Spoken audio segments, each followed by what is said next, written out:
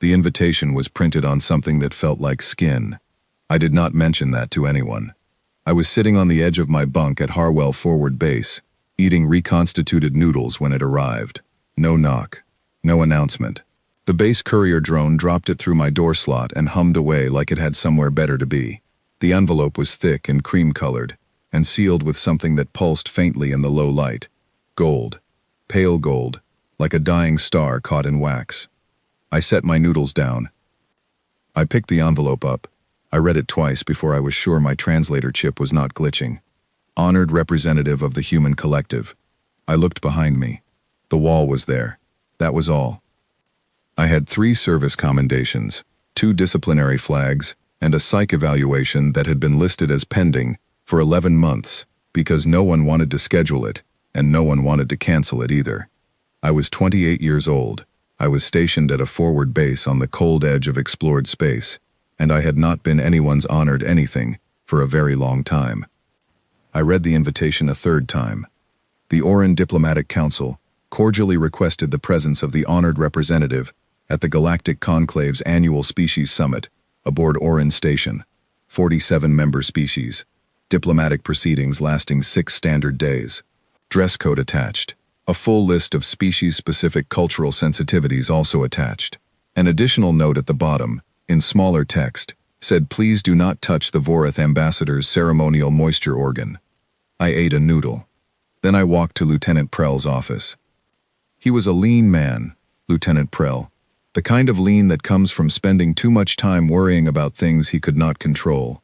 He had the face of someone who had already seen this day coming, from a great distance, and had not found a way to run from it fast enough. When I walked in, he looked up from his desk and his expression did exactly what I expected it to do. It went still, the way things go still right before they make a decision. I held up the invitation. He nodded once. Is this real? I said. It was not a question. It was the closest I could get to one without committing. It is, he said. Why me? He picked up his stylus. Put it down. Picked it up again. You were available, he said. I have been in the military long enough to know what available means. It means the same thing as expendable. The syllables are just arranged more politely. Available means no one will ask uncomfortable questions if things go sideways. Available means the paperwork is lighter. I looked at him for a long moment. Is there a security briefing? I said. He slid a single sheet across the desk. 2 paragraphs. One was about the dress code. The other was the note about the moisture organ. That is the briefing, he said. Am I supposed to represent humanity? I said, in a 6-day galactic diplomatic summit, with 2 paragraphs. Try not to intimidate anyone, he said. I picked up the sheet. I have been told that my whole life. It has never once worked out the way people hoped. The transport assigned to me was a small diplomatic courier, piloted by an Oran drone intelligence, that spoke in a calm, low register, and offered me 3 types of atmospheric blend for the cabin. I picked the one closest to Earth standard. The drone said it would do its best. The cabin smelled like copper and something faintly floral I could not name. My grandmother had kept dried flowers in her bathroom. The smell was close to that. I decided that was a good sign. I am often wrong about good signs. I sat in the passenger seat with the invitation open in my lap, and I looked at it the way you look at something that has not yet decided what it is going to cost you. The orange seal on the front pulsed every few seconds. It had been doing that since I opened the envelope. I had not figured out if that was decorative, or if the seal was alive in some way I did not want to investigate. I folded the invitation carefully, tucked it inside my jacket, left side, against the scar that runs from my collarbone to the bottom of my ribs, the scar I do not think about. I looked at the stars through the viewport. The transport moved. The stars scrolled. I was aware, the way I am always aware of certain things now, that I was inside a metal shell surrounded by vacuum.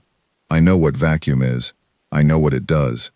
I know the sound a seal makes right before it goes. I know the exact temperature of open space because I have felt it, briefly, on the back of my left hand, when a breached panel on Kepler 7 blew out, and I had exactly 4 seconds to get my glove back on before the exposure became permanent. I do not think about Kepler 7. I looked at the viewport frame. I counted the rivets. 14. I counted them again. 14. My hands were in my lap, folded, easy. My breathing was slow and even. I was fine. I was absolutely fine. I was a soldier going to a diplomatic event on a space station, and I was going to represent humanity to 47 alien species, and everything about this was completely normal. 14 rivets. Still 14. I was fine. I ate the rest of my noodles cold, and watched the stars for 8 hours, and did not sleep, which was not unusual, and did not think about Kepler-7, which was.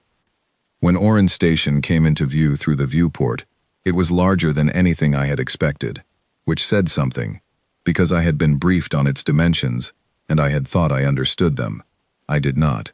Understanding numbers and understanding the thing the numbers describe are two entirely different activities. Orin Station was a structure of pale arching towers and wide transparent domes and long swept corridors connecting rings that rotated at different speeds, and the whole thing caught the light of the nearby star and held it in shades of white and gold and deep, clear blue. I looked at it for a long time. I did not say anything out loud. There are things that make words feel small, and this was one of them. I noted that fact and I filed it away, and I kept my face neutral, because I was a soldier, and I had a job to do, even if that job had been described to me in 2 paragraphs. The docking sequence was smooth and quiet. The corridor that connected the transport to the station hissed gently as the atmospheres balanced. Then the door opened, and I walked in. The Orin build for themselves. Their corridors are tall enough to open a 6-meter wingspan without clipping the ceiling. The floors curve slightly inward, built for feet that are wider and heavier than mine. The lighting runs in the violet spectrum, cool and deep, and it catches everything in it and makes it look like the inside of something living. My footsteps were the loudest thing in the corridor. Everyone moved. Not fast, not with hostility. No one looked at me with anger or alarm. They moved the way things move when a large object passes near them. Slow, gradual, quiet. The kind of movement that does not acknowledge itself. A listen delegate in a pale robe shifted 3 steps to the left and found something interesting to look at on the wall. A pair of Voreth aides walking together adjusted their path without breaking their conversation. A Krellian junior staff member, small and translucent shelled, simply stopped and pressed itself against the wall and waited for me to pass. I kept walking. I kept my hands where they could be seen. I have learned that visible hands help, not always, but often enough to be worth the habit. At the end of the main corridor, my assigned cultural liaison was waiting. His name was Elio. He was Listen, which meant he was roughly 4 feet tall and made of something that caught the light and held it slightly longer than it should.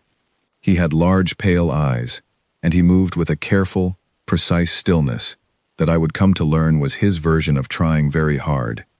He had prepared 40 slides for my orientation.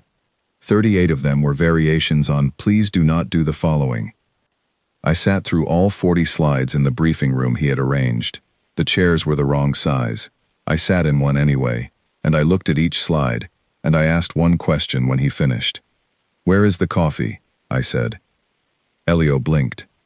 Once, twice, 3 times, 4. By the time he reached 12, I had started counting those too. He blinked 17 times total. I would learn later that 17 blinks meant distress in Listen body language. I had caused significant distress by asking about a beverage. "We have synthesized an approximation," he said carefully, "based on the chemical profile in your dietary file." "Is it hot?" I said. "Yes." "Then it will be fine," I said. He blinked again. 11 times. Moderate distress. I was improving. The welcome reception that evening was in the grand atrium on level 4, a vast domed space, where the ceiling was transparent and the stars were visible above it, like a ceiling had been replaced with something honest. 47 species. I had studied the briefing images on the transport. Seeing the images and standing in the room were, again, 2 different activities. The food came in colors I did not have words for.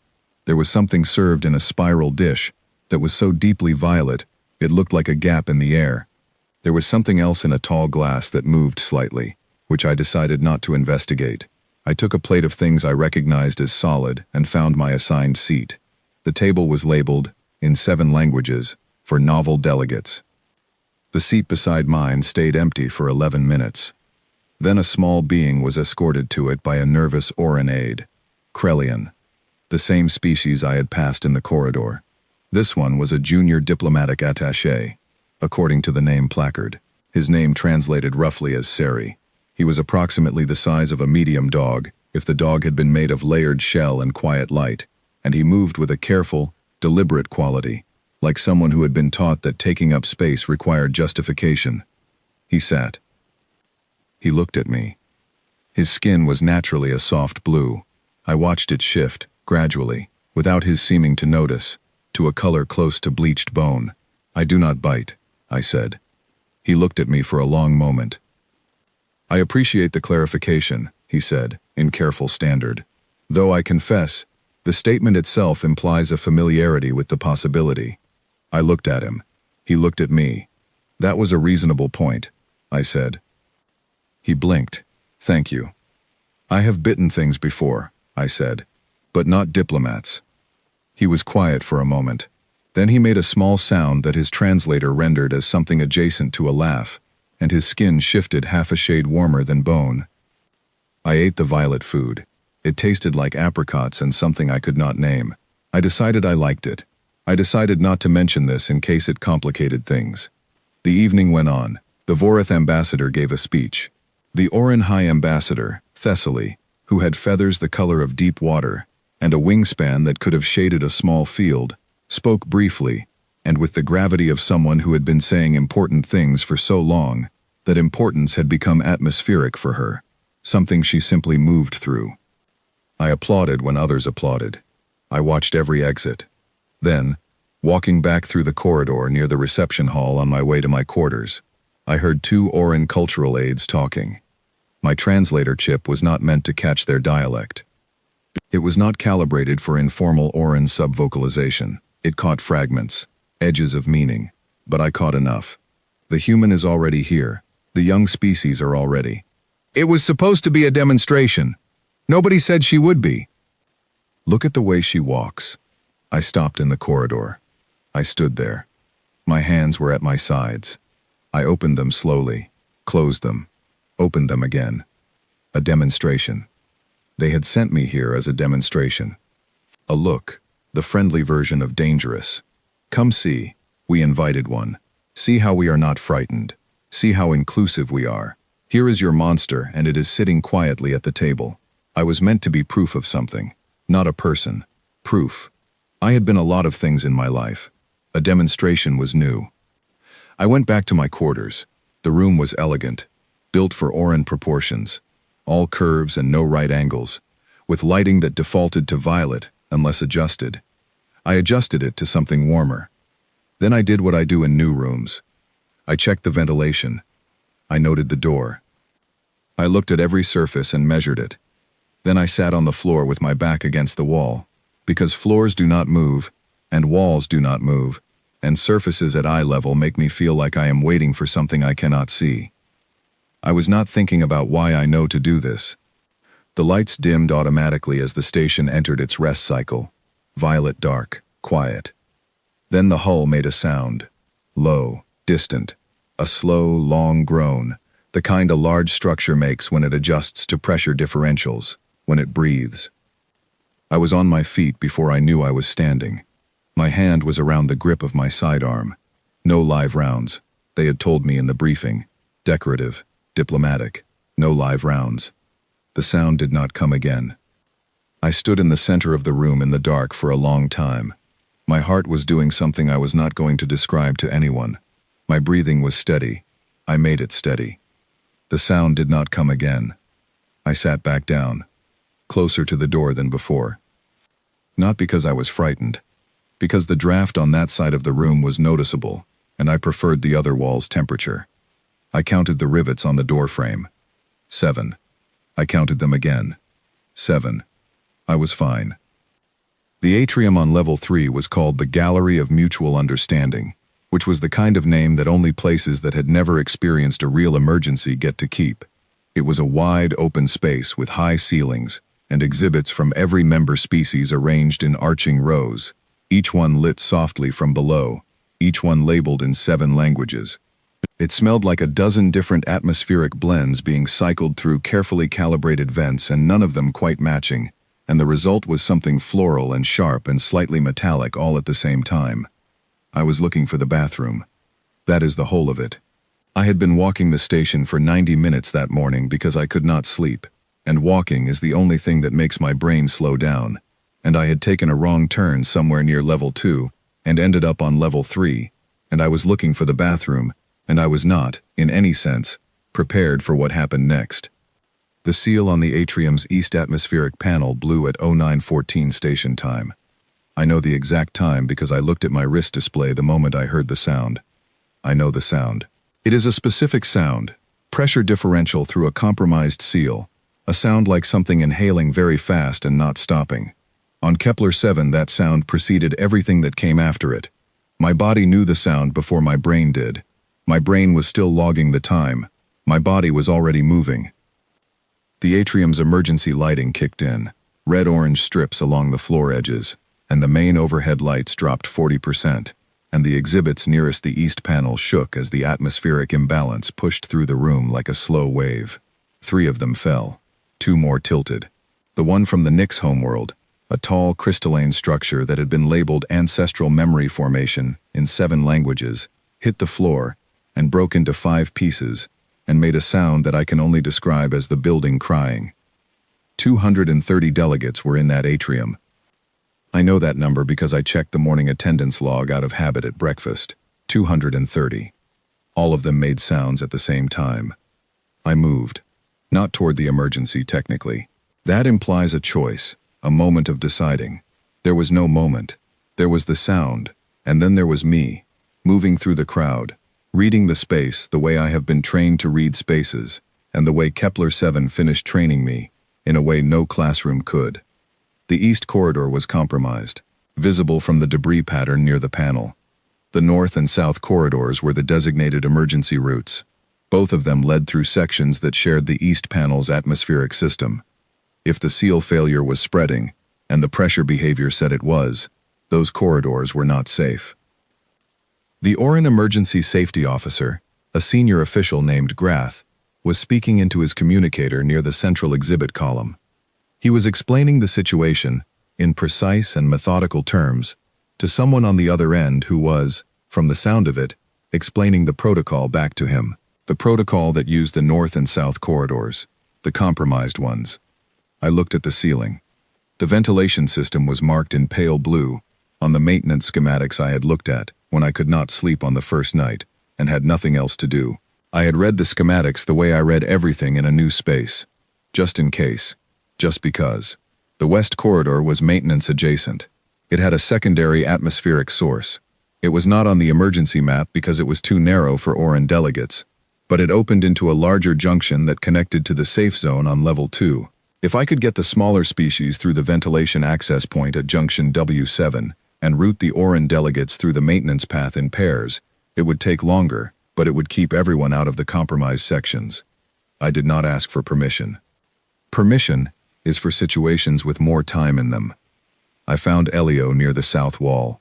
He was standing very still, in the way that listens stand still when they are overloaded, his light nodes dim and flat, his eyes doing rapid small movements that I had not seen before. Elio, I said. He looked at me. I need you to translate, I said, loud and fast. Can you do that? He blinked 11 times. Yes, he said. Then stay next to me, I said. What came next I remember in pieces, the way I always remember fast things, not as a sequence, as a collection of images that I have to arrange afterward. The Krellian attaché seri, pinned beneath a collapsed exhibit frame. The frame was Orin construction, built for permanence, and it weighed approximately 3 times what I do. I know that because I could feel it when I lifted it. I got one end up and clear, and Seri came out from under it, and his skin was the color of milk, and his eyes were very wide. I said, "Up, come on." He came up. The Vorith Junior delegate who had frozen near the east wall with its moisture organ, visibly contracted in what Elio later told me was extreme physiological distress. I got to it, said its name from the badge on its diplomatic sash, said it clearly and not loudly, and it focused on me. I pointed at the west corridor.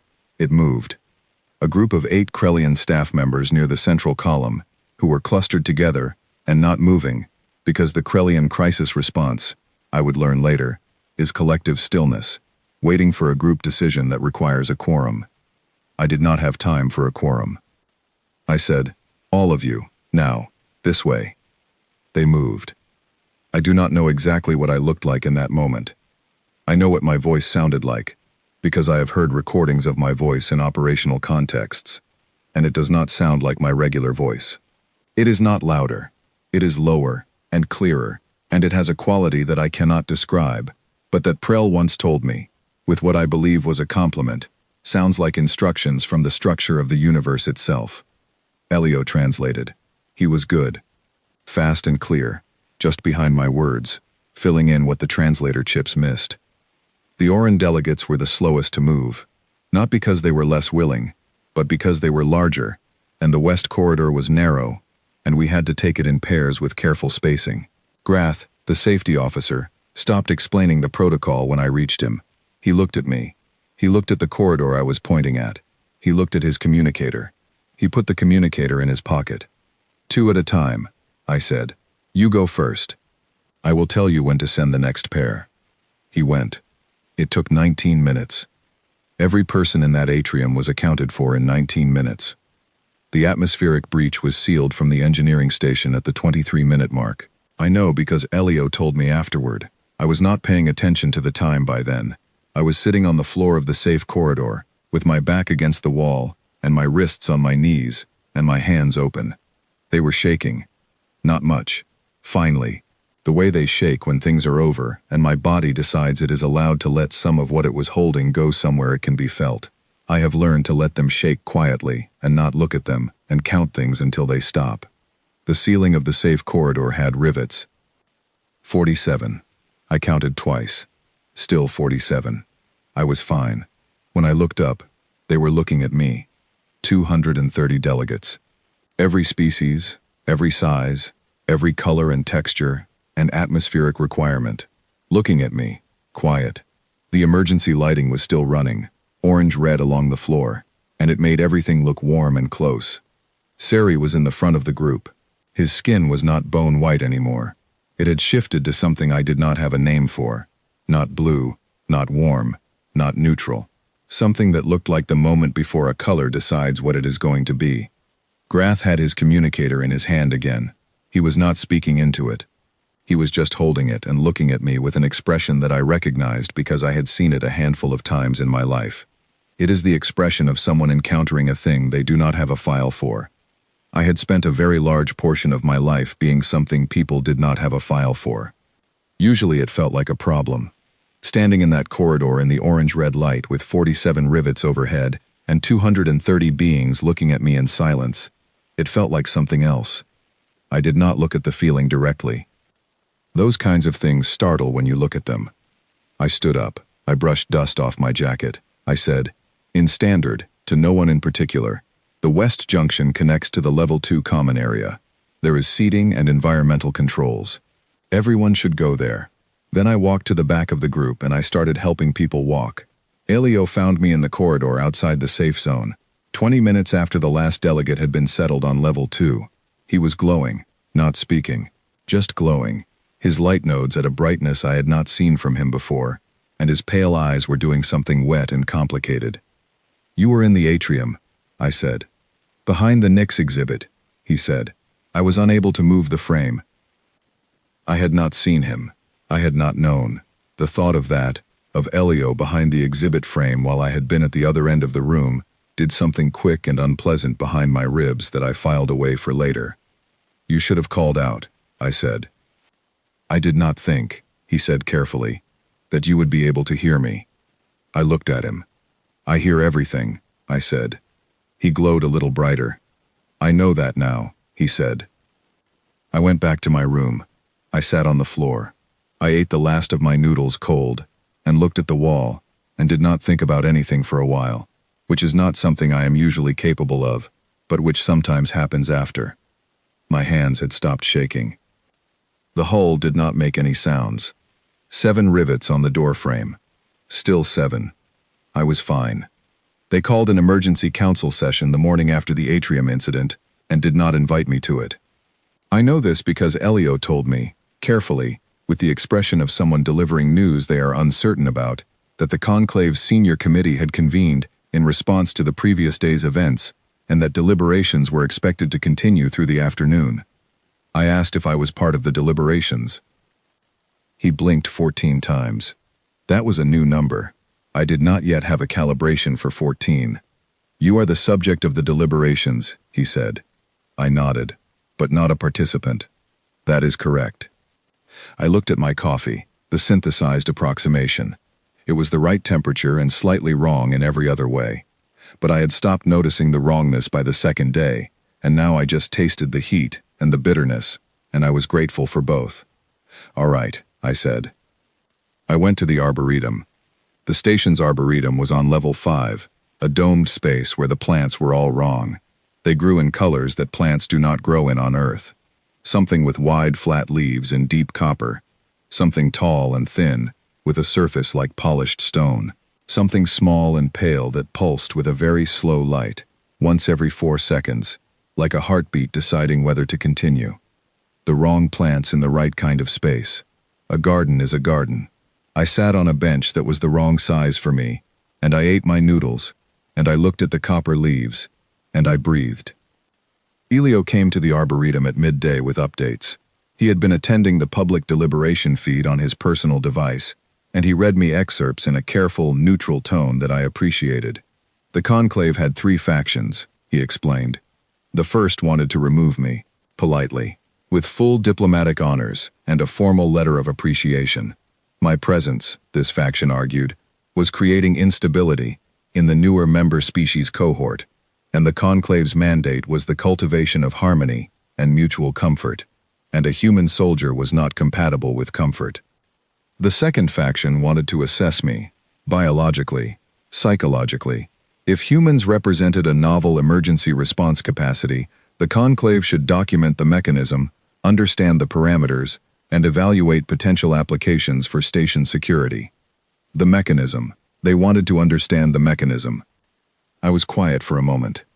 What does the third faction want? I said. Elio paused.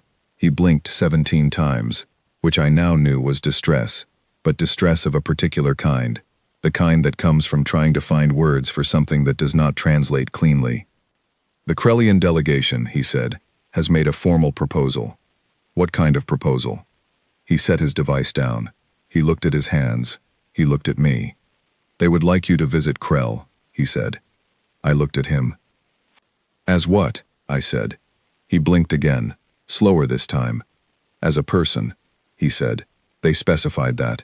A person they would like to know. I looked at the copper leaves. One of them shifted in the recycled air current. It caught the light and held it the way metal holds light, differently from green things, with less softness and more truth. I looked at my noodles for a long time. All right, I said eventually. Which part is all right? Elio asked. All of it, I said. Tell me what else. He picked his device back up. The Xenobiological Research Division had been given access to Earth's public species file during the overnight session. He read me the summary they had compiled. Gravity, 1G. Atmospheric pressure, standard, variable. Temperature variance, severe, ranging from -90 to 60+ depending on location. Active pathogen count, several thousand catalog strains. Predator density, significant on all continents. Evolutionary record, multiple mass extinction events, each resulting in near-total species collapse across the planet's biosphere. The species now called human had survived all of them. The file's special observations note read as follows.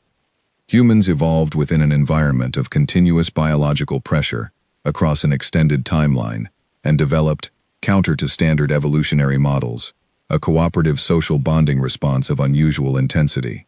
Individuals within this species have been documented voluntarily entering dangerous situations to protect unrelated members of their group. The motivating mechanism for this behavior is not fully understood. Elio lowered his device. I was quiet for a moment. They got it mostly right, I said.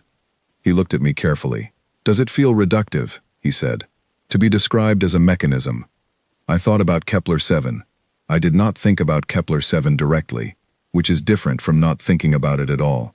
I thought about the weight of it, the shape of it, the way it lives in me in the place where ribs meet, that specific heaviness, the 2 people I reached in time, the 11 I did not, the math of that, which I carry everywhere and never calculate out loud. No, I said, they got it mostly right. He dimmed slightly, apologetic. I am sorry, he said. Don't be, I said. It's accurate. The station's arboretum light shifted. The slow-pulsing plant near the center of the space pulsed its pale light, once, and then again, and then once more. I watched it for a while, regular, patient. Then the Orin cultural aide came. He was young, by Orin standards, with shorter feathers and a more hesitant quality to his movement than the senior council members. He held a small sealed document. He approached with what I had come to recognize as the careful politeness of someone who had been assigned an unpleasant task and had decided to do it well despite that. He handed me the document. I opened it. It was a formal statement of apology from the Cultural Liaison Committee, issued in 17 languages. The Orin sigil at the top pulsed gold. The language was careful and complete, and it acknowledged that the invitation extended to me had been issued as a symbolic gesture, and that my selection had been, in the committee's own words, insufficiently considered. I read it. I folded it. I set it on the bench beside me. On the left side was the apology. On the right side, still folded in my chest pocket, because I had taken it out to reread that morning, was the original invitation, the one printed on something that felt like skin. 2 documents. One that called me a gesture. One that called me honored. I had walked through the atrium yesterday with no brief and no plan and no authority, and I had moved 230 beings through a failing atmospheric corridor in 19 minutes, while the safety protocol explained itself to itself in a hallway. Neither of these documents knew what I was. I was used to that. I stacked the 2 documents neatly together. Elio watched me. "What are you thinking?" he said. "That I want to speak to the council," I said. He blinked 17 times. "Distress. Maximum calibrated distress. The session is closed," he said. "I know. You were not invited. I know. The security detail will—" "Elio," I said. He stopped. "Watch me," I said. He watched me. I stood up. I straightened my jacket. I picked up the 2 documents and put them back in my chest pocket, left side, over the scar, and I walked out of the arboretum. Elio followed me. I had not asked him to. He came anyway, his light nodes doing the quiet, rapid flicker that I had begun to recognize as determination, and he stayed 1 step behind my shoulder, all the way to the council chamber on level 1. The security detail at the chamber entrance was 2 Orin officers, tall and blue-feathered and professional. They saw me coming. I watched them calibrate. I watched them assess the situation. I watched them do the math of trying to physically prevent me from entering if I chose to enter, and I watched them arrive at a conclusion. They stepped aside. I do not know if that was a decision or a reflex. I walked through the door. The council chamber was a circular room with a high domed ceiling and seating arranged in concentric arcs, facing a central floor. 230 delegates, every species, every size. The lighting was warm and gold, and it turned everything in the room into something that looked like it mattered. They all looked at me. I walked to the center floor. I stood there. My hands were in front of me, easy, visible. I had spent a long time learning how to make my hands look like they were not ready for anything. I was fairly good at it. Thessaly of the 4th Wing, the Orin High Ambassador, occupied the senior seat in the first arc. Her feathers were deep blue-black in the gold light. She looked at me, and she did not signal the security detail, and she did not speak, and she waited. I opened my mouth. I am not a speech person. I have sat through enough of them to know that the length of a speech is usually inversely proportional to what it actually has to say. I said what I had to say. I said it in as few words as I could find, because I was not there to impress anyone, and I was done being a demonstration. I said it standing at the center of that room, with the dome above me, and the gold light, and 230 beings who had spent the last 18 hours deciding what to do with me. Then I sat down, on the floor, right there, at the center of the chamber. My hands were shaking again. I locked them together in my lap and I looked at the ceiling. I counted the inlaid panels overhead. There were 23 of them in the first ring, and 11 in the second, and the center panel was a single piece of something clear that let in a column of starlight. Thessaly did not call for order. No one spoke for a long moment. Then she made a sound, deep and layered, a sound that existed at the bottom of hearing and the top of it at the same time. Her wings shifted, only slightly, and the council chamber was very quiet. "We will deliberate," she said. I stood up. I walked out. Ilio was in the corridor, glowing again, not speaking. "Arboretum," I said. We went to the arboretum. I ate the rest of my noodles.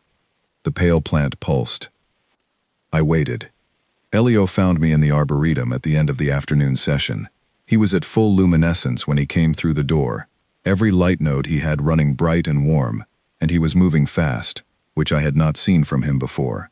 He reached the bench where I was sitting and he stood in front of me, and he was so lit up that the copper leaves around us reflected it back, and the whole section of the arboretum looked like it was glowing from the inside. He did not speak for a moment. I waited. "The vote," I said. He flickered. "Unanimous," he said. I nodded. I looked at my noodles. They were gone. I had been sitting here long enough to finish them without noticing. "Which way?" I said. He glowed brighter. I breathed out. Not deeply, not dramatically, just a long, quiet breath that had been sitting in my chest since the morning, since the document with its careful apology, since the 2 paragraphs that were my briefing, since the transport that smelled like my grandmother's bathroom, and the 14 rivets, and the hull groaning in the dark. I let the breath go. Elio sat beside me. He did not say anything else. He sat the way listens sit when they are not performing anything, compact and still and present, and his light was warm and steady beside me. I looked at the copper leaves. "Thank you," I said, "for coming with me to the chamber." "You did not ask me to come," he said. "I know," I said. "I came because it was correct to come," he said, "not because it was comfortable." I looked at him sideways. "Those are different things." "On my world," he said, "we are taught that comfort and correctness align, that if something is right, it will not be painful." He was quiet for a moment. "I am revising that view," he said. I almost smiled. "How's that going?" "Poorly," he said, "and also well, simultaneously." I did not fully understand what happened in the months that followed, not at the time, not all at once. Things like that do not arrive complete. They arrive in pieces, the way light arrives when you have been in a dark room, and the door opens gradually, and you adjust, and you realize slowly that you can see things you could not see before. Earth's formal membership invitation was extended 6 months after the summit, not a symbolic gesture, a full invitation, signed by 47 species, sealed in bioluminescent wax that pulsed like a heartbeat in the envelope, with full access and representation and a seat at every table that carries weight. Command assembled a delegation team, diplomats, cultural analysts, scientists, 3 linguists, a xenobiologist, and a senior diplomat named Owen Hatch, who had been doing this kind of work for 30 years, and had the steady patience of someone who has learned to outlast the room. They gave me a formal commendation. They did not put me on the delegation. I was, apparently, still available. I ate my noodles. 3 weeks after the delegation departed, a personal message came through on my base terminal, not diplomatic, not official, tagged with a Krellian signal origin. It was from Seri. He wrote in Standard, carefully, with the precision of someone who was using their second or third language, and was determined to be exact. He said he had been thinking about something since the atrium, about a word, a Krellian word that had no direct translation. He wrote the word in Krellian script first, then he tried to translate it. Cathali. He wrote, "It does not mean the bravest, it does not mean the fastest or the strongest, or the most capable. It means the one whose bones already know what it costs and who moves anyway. It means the one who has paid the price in advance and carries it forward and does the thing regardless." He wrote, "We do not give this word often.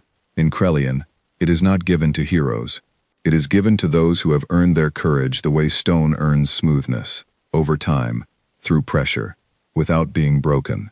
He wrote, "We have never given it to someone who was not Krellian." He wrote, "You are the first." I read that message 4 times. I set my coffee down. I did not say anything to anyone. I read it a 5th time. I looked at the wall of my room at Harwell Forward Base, the plain gray wall with nothing on it, and I sat with it. I took the 3 documents out of my chest pocket. The invitation, the apology, now a 4th page, which I printed from the message because I am, apparently, someone who keeps things. 4 documents. Gesture, honored, apology, Kethalai. I liked the last one best. I looked at the documents for a long time. Then I put them back. Left side, over the scar. The 4th thing came 5 weeks after that. A new message, different signal origin. Not Orin, Krellian, but official this time, sealed with the amber mark of the Krellian diplomatic office. The wax on the physical copy, which they sent in addition to the transmission, was warm amber, and it smelled faintly of something from their world that I had no reference for, but which made the back of my throat ache in the way things ache when they remind you of something you did not know you were missing. It read, "Staff Sergeant Maya Okonkwo, you are invited, genuinely, without agenda, as a person we would like to know, to Krell. The Krellian Diplomatic Assembly extends this invitation with the understanding that it is not a gesture, a demonstration, or a symbolic act. It is an invitation. We would like you to come." I read it. I folded it. I put it in my chest pocket with the others. 5 documents now. The pocket was getting thick. I called Prell. He answered on the 2nd tone.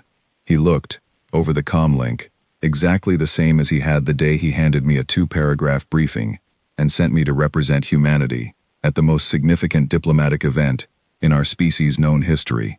Lean, tired, quietly braced. "Sir," I said, "am I available?" There was a pause, the length of a man looking at a psych evaluation that has been pending for 11 months and making a decision about it. "Sergeant Okonkwo," he said, "you are always available." "Good," I said. I packed light. The transport assigned for the trip to Krell was larger than the first courier. It had an actual cabin, with a viewport that was wider than my arm span, and a seat that was built for human proportions. Someone had arranged that. I suspected Elio, though I had not confirmed it. It smelled different from the first transport, warm and faintly electric, a smell I had no category for but which did not remind me of anything difficult. New smell, new space. New stars outside the viewport when we cleared Harwell's orbit, and the familiar stars fell away behind us. Different stars. I looked at them for a long time. My hands were in my lap.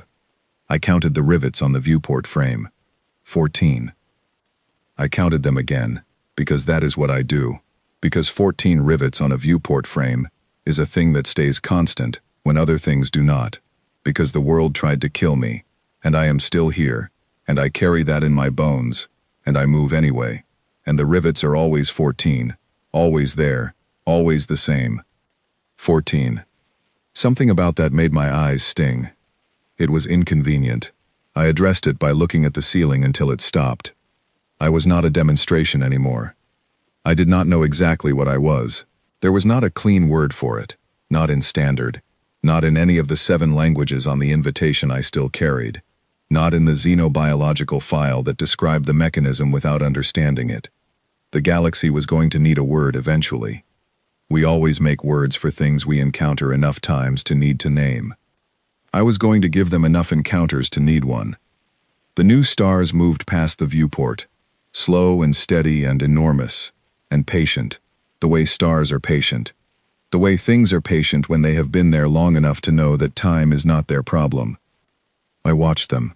My hands were open in my lap, not ready for anything, not braced for anything, just open. I was fine. I was more than fine. I just did not have the word for it yet.